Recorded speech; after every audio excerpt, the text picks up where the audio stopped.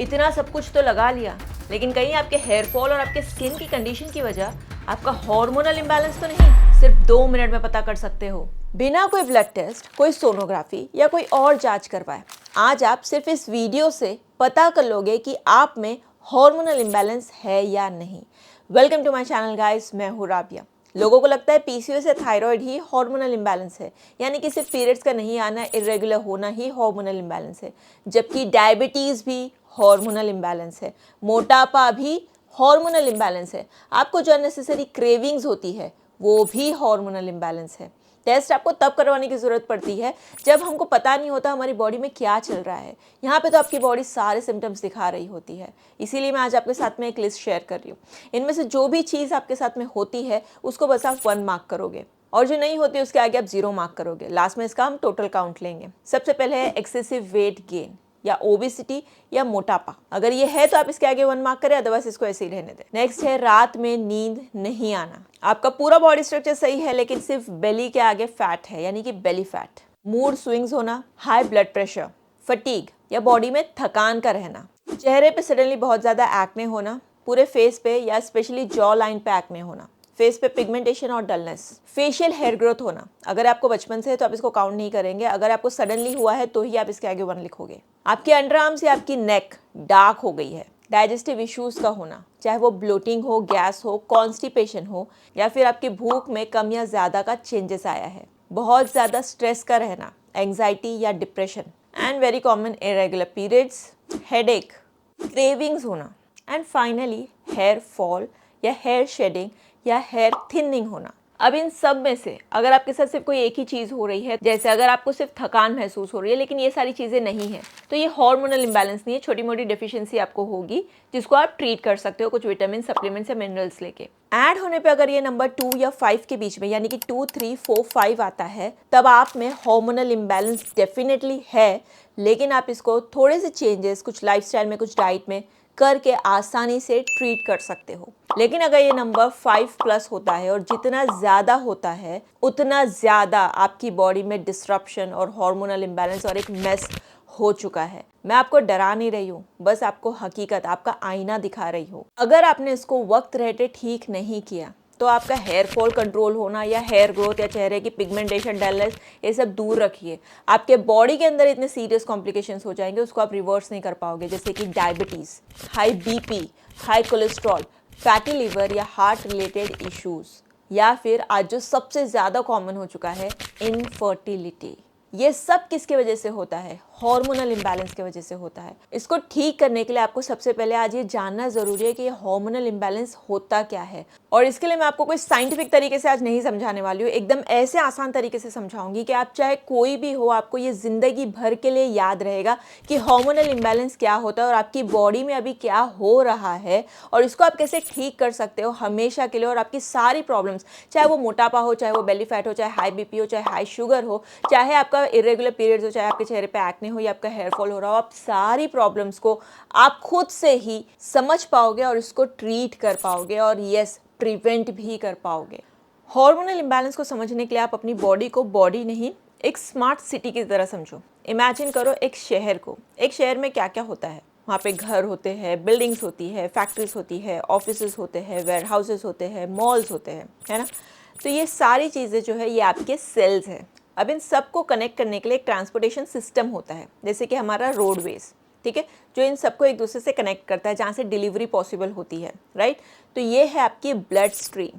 For example, एक road पे अगर ट्रक जा रही है तो आप ऐसे समझ सकते हो कि आपके ब्लड में ऑक्सीजन या न्यूट्रिएंट्स का सप्लाई हो रहा है। समझो हमारे शहर में हर जगह पे कैमरास लगे हुए हैं, तो कहाँ पे क्या हो रहा है, कहाँ पे क्या चीज़ों की कमी है, ये सारी चीज़ों को देखना, मैनेज करना, मॉनिटर करना और कंट्रोल करना, ये सब कौन करता है? हमारा सेंट्रल गवर्नमेंट। तो ये है हमारा ब्रेन, या हमारी बॉडी का या हमारे शहर का सेंट्रल गवर्नमेंट। और हॉर्मोन्स जो है वो है हमारा ट्रैफिक सिग्नल, ठीक है, एक सिग्नलिंग सिस्टम है जो बताता है कि आप अभी रुक जाओ, आप अभी जाओ, आपको थोड़ा सा हॉल्ट लेना है, आप अपनी स्पीड थोड़ी सी कम कर दो, आप अभी यहाँ से जा सकते हो, आप रुक सकते हो, आप जा सकते हो। तो ये सिग्नलिंग सिस्टम है हमारा हॉर्मोन्स, जो ये मैसेजेस सेंड करते रहता है कि हमको क्या करना है, हमारी बॉडी में क्या होना चाहिए। अब हार्मोनल बैलेंस क्या होता है? अगर सारी चीज़ें प्रॉपरली फंक्शन कर रही है, सारे गाड़ी व्हीकल्स जो है वो प्रॉपरली आ रहे हैं जा रहे हैं, बिना कोई रुकावट के, बिना कोई रोक टोक के, बिना कोई ट्रैफिक जैम के, ये सब स्मूथ चल रहा है, तो ये एक परफेक्ट बैलेंस है हमारी सिटी का। वैसे ही ये परफेक्ट बैलेंस है हमारे हार्मोन्स का। एक सिंपल सा सिनेरियो लेते हैं, पहले हम समझते हैं कि हमारी बॉडी में एक चीज़ कैसे काम करती है। जब भी आप कुछ खाते हो, दाल रोटी चावल मीठा कुछ भी, ये आपकी बॉडी में डाइजेस्ट होता है पहले, लेकिन डाइजेस्ट होके ये बनता क्या है, ग्लूकोज यानी कि शुगर।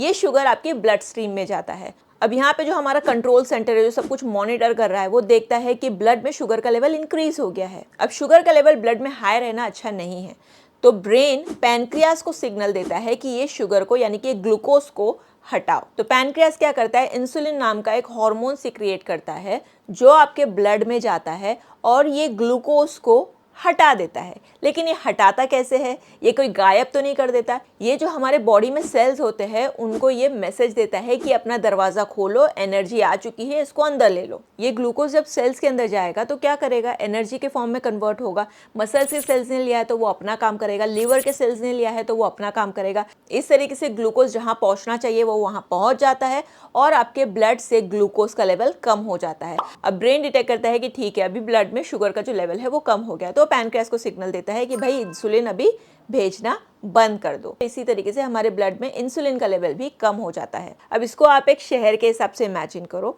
जो आप ओवर ईटिंग कर रहे हो, हाई शुगर वाले फूड्स ले रहे हो, इसको आप अज्यूम करो कि आपके रोड पे बहुत ज़्यादा एक के पीछे एक ट्रक आ रही है कोई पेट्रोल की, ठीक है। अब ये जब एक के पीछे गाड़ियाँ आने लगती है तो बहुत ज़्यादा जैम होने लगता है।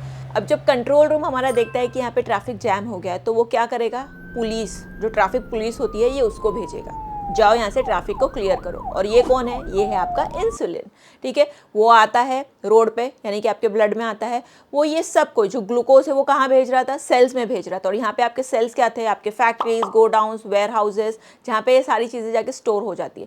तो ये जो भी फ्यूल के ट्रक आए हैं ये उसको वहाँ पे भेज देगा कि भाई तुम यहाँ पे जाके स्टोर हो जाओ, ठीक है। अब ये जो फ्यूल वहाँ पे जो सारी फैक्ट्रीज में पहुँच गया, ये उसको यूज़ करेगी अपने काम करने के लिए, ठीक है। अब क्या हुआ, हमारी रोड क्लियर हो गई, जो एनर्जी जहाँ पहुँचना था वहाँ पहुँच गई। अब प्रॉब्लम कब होगी, जब एक के पीछे एक ट्रक आते ही जा रही, मतलब आप ओवर ईटिंग करते जा रहे हो, हाई शुगर वाले फूड्स लेते जा रहे हो, ज़्यादा कैलोरीज खाते ही जा रहे हो, ठीक है। तो ये तो ग्लूकोज के ही फॉर्म में आएगा। अब ऐसे बहुत सारी जब ट्रक्स आ गई तो ये हो गया ट्रैफिक जैम। तो अगेन ट्रैफिक पुलिस आएगा यानी कि इंसुलिन आएगा और जैम को, रोड को क्लियर करना हमारा मकसद है। हमारा ब्लड में से शुगर नहीं रहना चाहिए, तो रोड को क्लियर करना ज़रूरी है, भले से ये कहीं पे भी चला जाए। तो ये फ्यूल को वो सारे सेल्स में पहुंचा देगा। अब वो फ्यूल एक्स्ट्रा आए हैं, ठीक है, तो उनको जो ज़रूरत थी उन्होंने यूज़ कर लिया, लेकिन अब ये एक्स्ट्रा फ्यूल आए हैं, जो ज़रूरत नहीं थी वो आए हैं, तो वो क्या करके रखेंगे, स्टोर करके रखेंगे। तो इंसुलिन जो है वो एक्चुअली एक एनर्जी स्टोरिंग हार्मोन है। वो बार बार जो भी एनर्जी आती है, जो ग्लूकोज आता है, जो शुगर आता है आपकी बॉडी में, वो सेल्स में स्टोर कर देता है। अब सेल्स अगर इतने ज़्यादा एक्टिव है कि वो उसको यूज़ कर लेंगे तो अच्छी बात है, लेकिन अगर वो यूज़ नहीं हो पा रहा है तो वो आपकी बॉडी में, आपके सेल्स में चर्बी यानी कि फैट के फॉर्म में स्टोर हो जाता है। तो इसीलिए इंसुलिन फैट स्टोरिंग हार्मोन है। वो आपके ब्लड में कभी भी ज़्यादा नहीं होना चाहिए। वो जितना ज़्यादा हाई रहेगा आपके ब्लड में, आपकी बॉडी उतना फैट है, उतना एनर्जी को जो है वो स्टोर करते रहेगी। ये चीज़ ध्यान में रखो। अब प्रॉब्लम कैसे होती है, जब आप ओवर ईटिंग करते हो, हाई कैलोरीज हाई शुगर वाले फूड लेते हो, नींद प्रॉपर नहीं लेते हो, स्ट्रेस ज़्यादा लेते हो, मतलब कोई एक्सरसाइज वगैरह नहीं करते हो, इनएक्टिव रहते हो, ऐसे टाइम पे हमारी बॉडी इंसुलिन को इग्नोर करना सीख जाती है। मतलब कोई चीज़ है जिसको आप अनदेखा कर रहे हो। अब इसको ऐसा देखते हैं, अगर रोड पे बहुत ज़्यादा ट्रक्स आ गए हैं, ठीक है, बहुत ज़्यादा ट्रैफिक जैम हो गया है, क्योंकि आपकी बॉडी इंसुलिन को इग्नोर कर रही है, मतलब यहाँ पे सब ट्रैफिक पुलिस को इग्नोर कर रहे हैं, ठीक है। तो ब्रेन को, जो कंट्रोल सेंटर है, उसको लगता है कि यहाँ पे ट्रैफिक पुलिस बहुत कम है या नहीं है, तो वो क्या करेगा, और ट्रैफिक पुलिस भेजो, और पुलिस भेजो, और पुलिस भेजो, यानी कि आपकी बॉडी क्या कर रही है, और इंसुलिन भेजो, और इंसुलिन भेजो, और इंसुलिन भेजो। और ये जो आप देख रहे हो, जो सिनेरियो जो आप देख रहे हो, इतना चक्का जाम हो गया है, ट्रैफिक जाम हो गया है, हवलदार की कोई सुन नहीं रहा है और बहुत सारे हवलदार ऐसे एक के पीछे एक आ ही रहे हैं और ये सिचुएशन लगी है। एक्चुअली इसको हम कहते हैं इंसुलिन रेजिस्टेंस, लेकिन सीधे टर्म्स में बोलूँ तो ये एक हार्मोनल इम्बैलेंस है आपकी बॉडी में। आपकी बॉडी जो है वो इंसुलिन को इग्नोर क्यों कर रही है, ये सब आता है, आप नींद नहीं लेते हो जब आप बहुत ज़्यादा स्ट्रेस लेते हो, जब आप बिल्कुल इनएक्टिव हो जाते हो, मतलब आपकी बॉडी में कोई मूवमेंट ही नहीं हो रहा है। एक सिंपल सा एग्जांपल मैं आपको समझाती हूँ, इसके ऊपर मैं डिटेल वीडियो ज़रूर बनाऊंगी, लेकिन ऐसा समझते कि अगर आप नींद रात में लेट सोते हो तो क्या होता है। यूजुअली हर शहर में रिपेयरिंग का काम होता है, रिपेयर सिस्टम होता है। जैसे अगर आपके रोड ख़राब हो गए हैं, गड्ढे पड़ गए हैं, तो गवर्नमेंट क्या करती है, उसको रिपेयर करती है।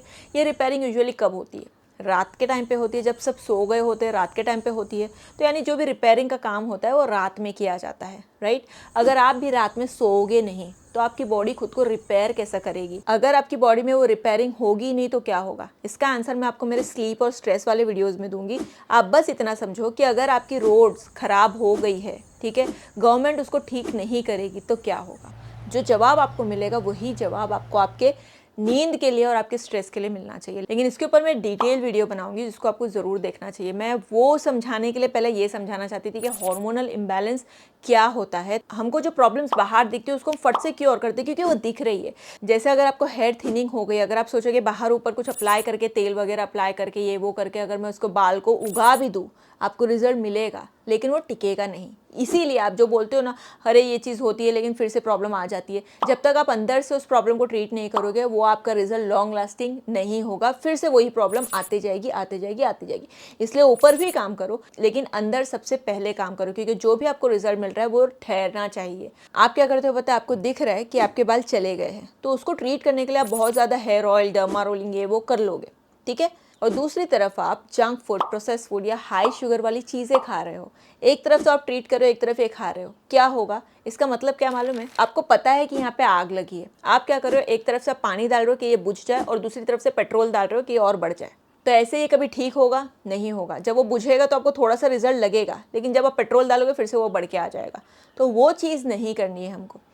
तो ये चीज़ हमको समझना ज़रूरी है कि हमको सारी जो प्रॉब्लम्स हमारी स्किन की हो, हमारी हेयर की हो, या हमारा मोटापा हो, या आपकी कोई भी दूसरी बीमारी हो जैसे high BP, cholesterol, fatty liver, ये वो सब कुछ हमको अंदर से सॉल्व करना है। और इसके लिए सिर्फ और सिर्फ ये सारी चीज़ें जो सॉल्व होने का तरीका है वो है आपका लाइफस्टाइल, आपकी डाइट, आपका एक्सरसाइज। ये मैं इसके लिए कोई मैजिकल सप्लीमेंट, गोली है वो सब नहीं आती है।